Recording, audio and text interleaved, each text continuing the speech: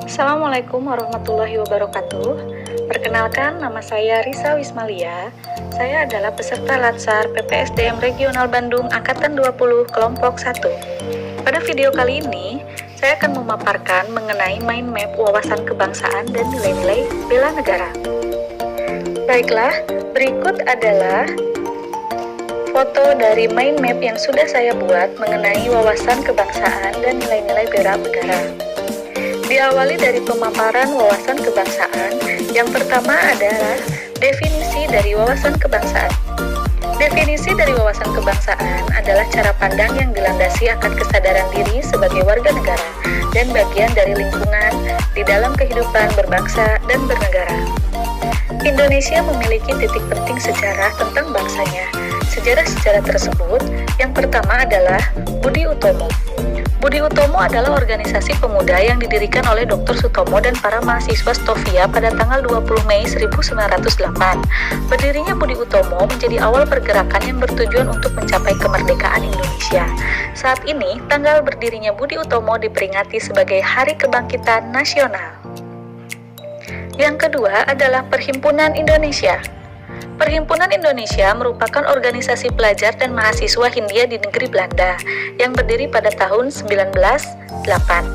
Tujuan dari organisasi ini adalah untuk memajukan kepentingan bersama orang Hindia di Belanda dan menjaga hubungan dengan Hindia Timur Belanda.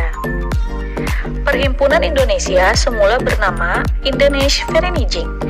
Di awal tahun 1925, Indonesisch Vereniging mengubah namanya menggunakan terjemahan Melayu menjadi Perhimpunan Indonesia. Yang ketiga adalah Kongres Pemuda I. Kongres Pemuda I diadakan pada tahun 1926 dan menghasilkan kesepakatan bersama mengenai kegiatan pemuda pada segi sosial, ekonomi, dan budaya. Kongres ini diikuti oleh seluruh organisasi pemuda saat itu.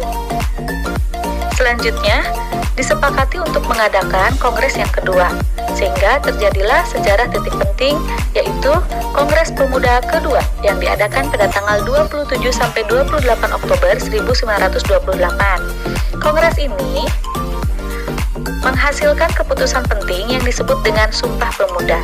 Selain itu, pada kongres tersebut, Indonesia Raya ciptaan Wageru Dolop Supatman juga ditetapkan sebagai lagu kebangsaan. Yang kelima adalah BPUPKI, Badan Penyelidikan Upaya Persiapan Kemerdekaan Indonesia pada tanggal 1 Maret 1945. BPUPKI adalah sebuah badan yang dibentuk oleh Pemerintah Pendudukan Bala Tentara Jepang.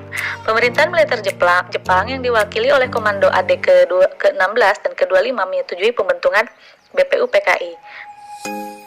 Dan yang terakhir adalah Panitia Persiapan Kemerdekaan Indonesia atau PPKI.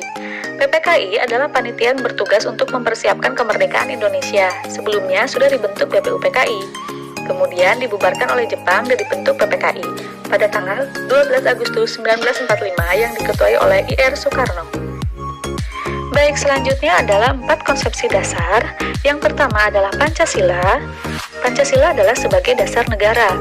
Yang kedua adalah Undang-Undang Dasar 1945 sebagai konstitusi negara.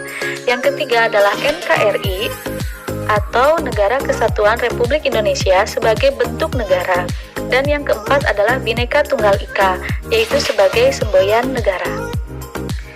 Pemaparan terakhir mengenai wawasan kebangsaan yaitu adalah identitas dari NKRI. Identitas dari NKRI yang pertama adalah bendera.